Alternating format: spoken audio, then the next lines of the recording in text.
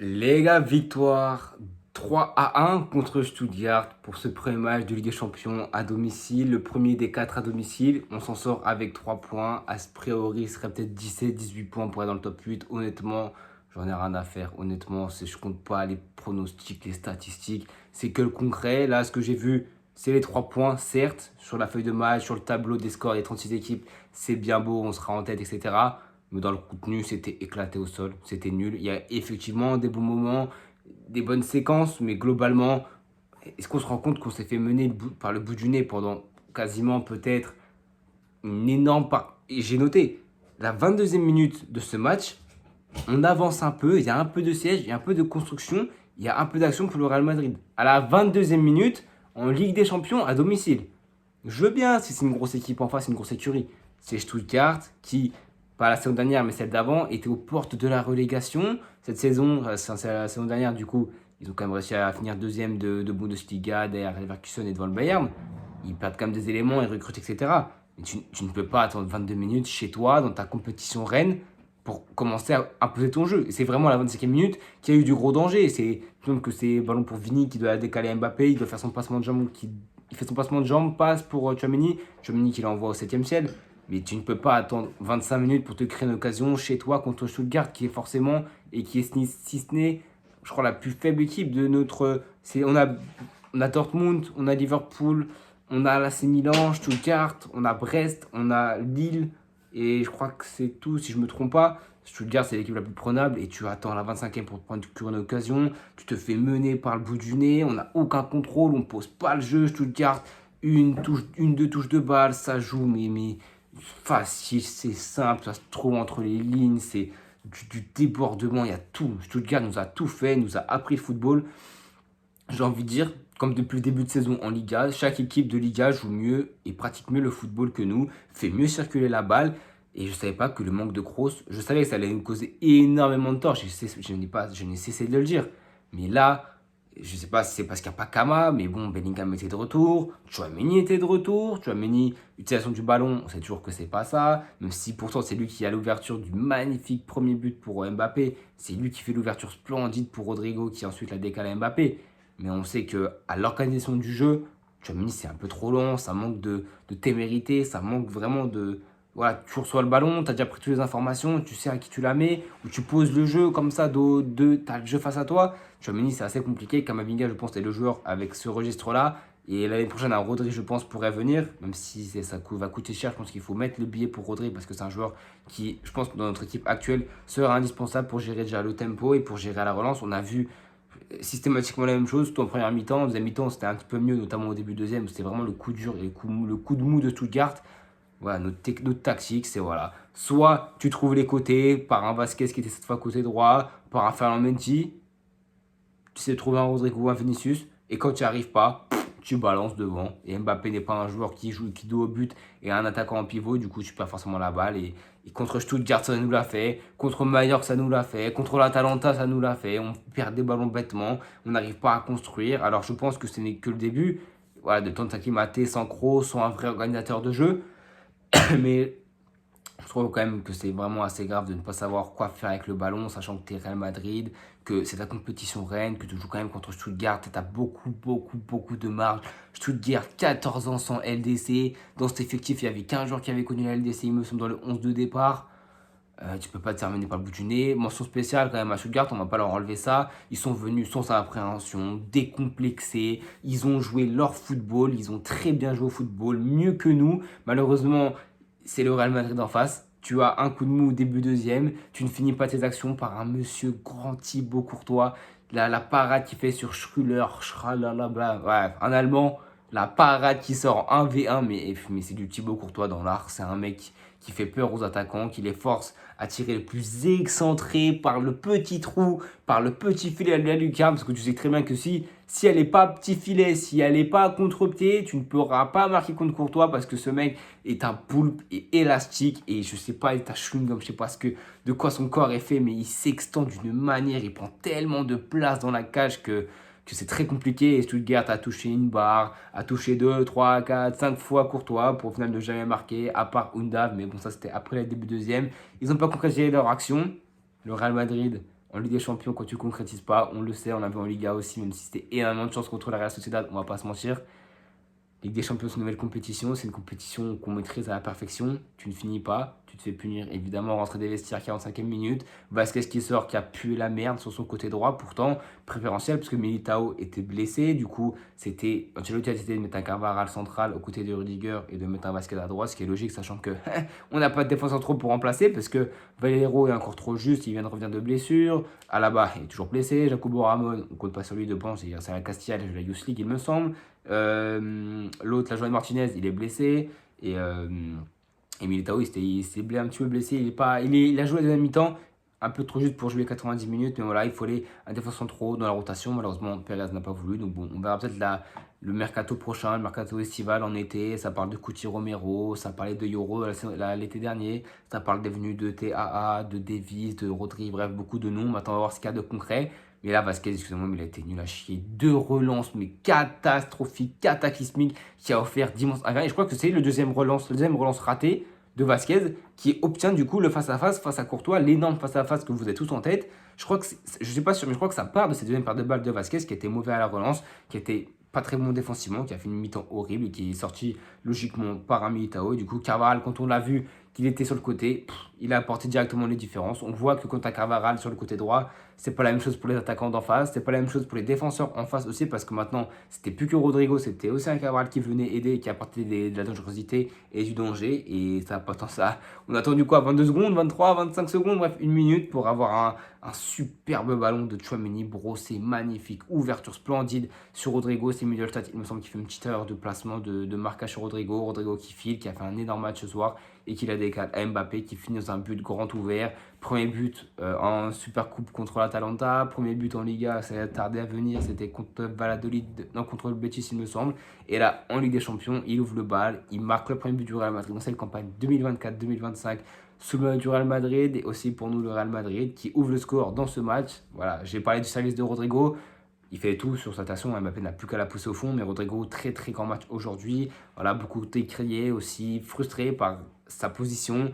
On le voit se plaindre des médias. On a besoin de mettre Rodrigo à droite, on le met. On a besoin de le mettre en neuf, on le met. À gauche, on le met. Voilà, il se sent comme un bouche-trou. Mais parce que malheureusement, dans un monde où tu as Mbappé, où tu as Vini, où tu as Bellingham, malheureusement, Rodrigo en paye les pots cassés. C'est le joueur le moins star de cette équipe et c'est pourtant le meilleur offensif de cette équipe, en tout cas pour ce match, parce que Mbappé a aussi été bon, mais il a été, je pense, moins bon contre le Betis, Valladolid et le dernier match contre la Sociedad. Il a su marquer un but, il a su se créer des occasions, on l'a vu prendre de vitesse, on l'a vu faire de bonnes choses, des actions défensives, de faire des belles passes, de provoquer. Il se procure, je crois qu'il a eu 2-3 frappes cadrées qu'il n'a pas fini. Le gardien en face a été très très très solide, sauf à la 93e minute, on va parler après. Mais voilà, il a été assez solide. Mbappé n'arrive toujours pas, il n'a pas ce flair du buteur, ça se sent, ça se voit. Tu mets un 9 à sa place, tu mets un KV, tu mets un Haaland, un Kane qui a comme il a quadruplé 9-2 pour le Bayern, bref, une dinguerie.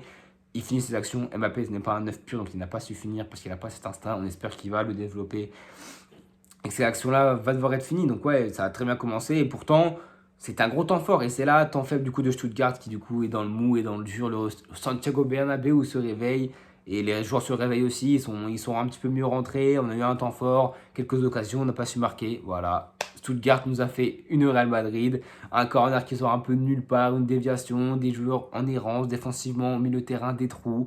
Mais j'ai envie de vous dire, en fait, c'est le Real Madrid. Dans les CPA, coup de pied arrêté, corner, coup franc, tout ce que tu veux. On n'est pas au marquage, on les bosse jamais.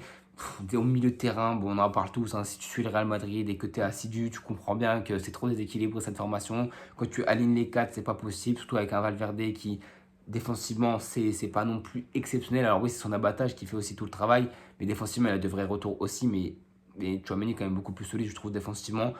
Tchouaméni, Valverde, que pour cette zone défensive, sachant qu'en plus Bellingham revenait de blessure, il n'a pas du tout été au niveau, mais c'est normal, je n'en veux absolument pas un mois de non-compétition. C'est logique que quand ils reviennent, ils soient un petit peu émoussés, ils se fait un petit peu bouger. Il avait fait quand même quelques bonnes choses, mais voilà, un match assez limité. Il était partout, mais nulle part. Donc bon, il avait vraiment mis le terrain que Valverde et Tchouaméni. C'est physiquement impossible, même pour ces deux monstres physiques que sont Tchouaméni et Valverde, pour combler tout le milieu de terrain. Les deux se sont fait bouffer par le milieu de terrain de Stuttgart. Ils se déplaçaient entre les zones, ça laissait, on était 2 mètres sur le porteur du ballon, beaucoup trop attentisme, laxisme.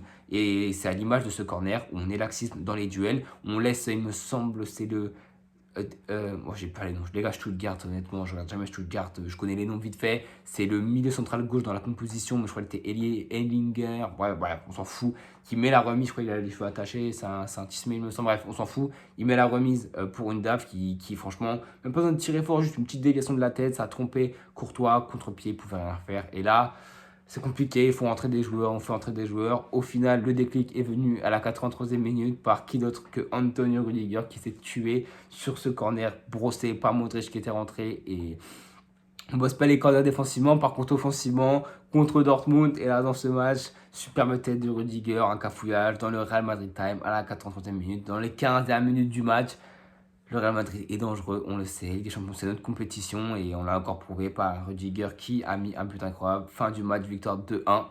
Non, non, non, non, non, ben non. Parce qu'il y a Sissi Hendrix qui est rentré et ce petit m'impressionne. Le mec, il a Vini à sa droite, il a Mbappé à sa gauche, un contre rondement bien mené par sa part. Qu'est-ce qu'il fait? À 18 ans, t'as pas les épaules, t'as pas forcément le courage, tu te dis, bon, allez, je vais assurer pour pas me faire d'ennemis. Hendrix, rien à foutre. Hendrix, il a mis ses couilles sur la table, il les a déposés, il a mis Vini au revoir, Mbappé au revoir.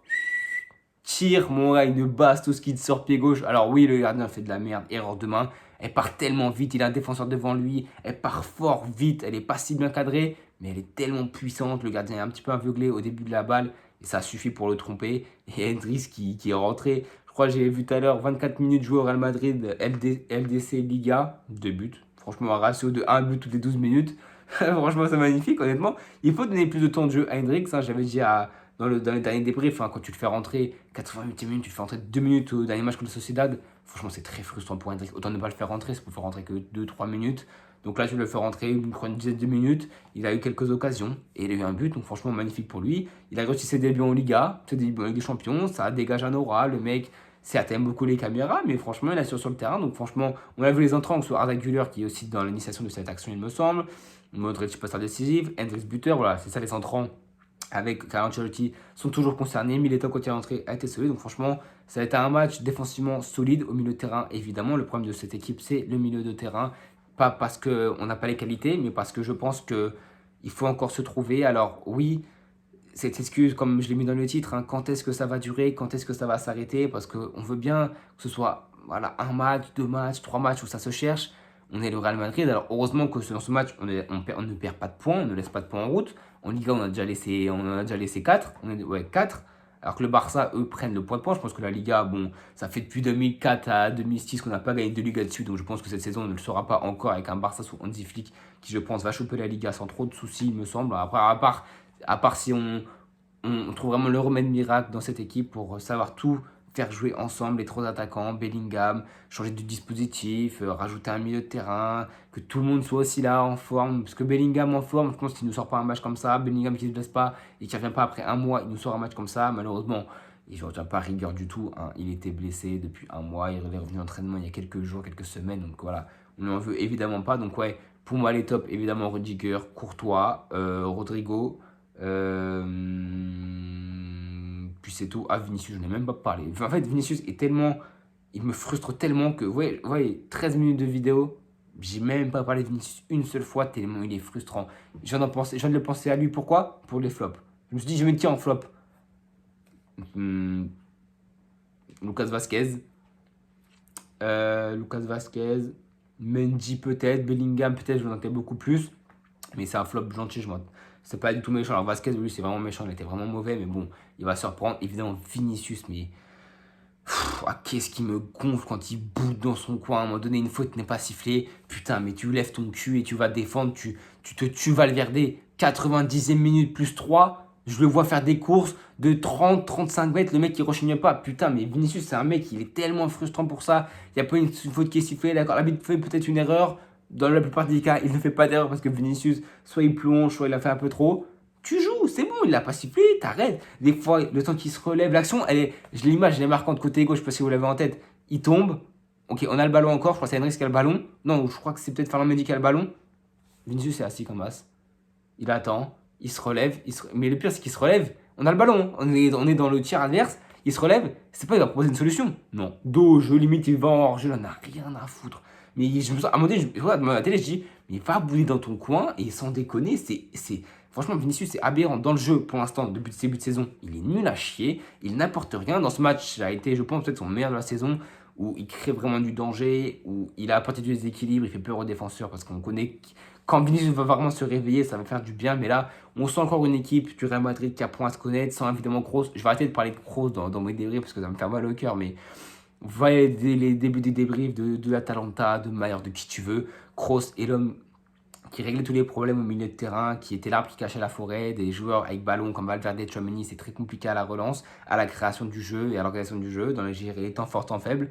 Ça, on en aurait bien besoin parce que là, des temps faibles, on a vécu des moments où putain, mais je me suis dit, mais on est le Real Madrid ou c'est quoi ce délire? Tu peux pas te faire dominer par Stuttgart avec tout le respect que j'ai pour Stuttgart, tu peux pas autant te faire dominer dans ton jardin, à la maison, dans ta compétition, où tu es le roi de cette putain de compétition, et de te faire mener par le bout du nez des séquences où on est attentiste, on laisse, heureusement que c'est un truc qu'on arrive à gérer, faire le dos rond sans qu'il se trouve d'occasion, mais je sais pas si c'est un choix d'Ancelotti de laisser autant le ballon à l'adversaire sans instaurer un gros pressing.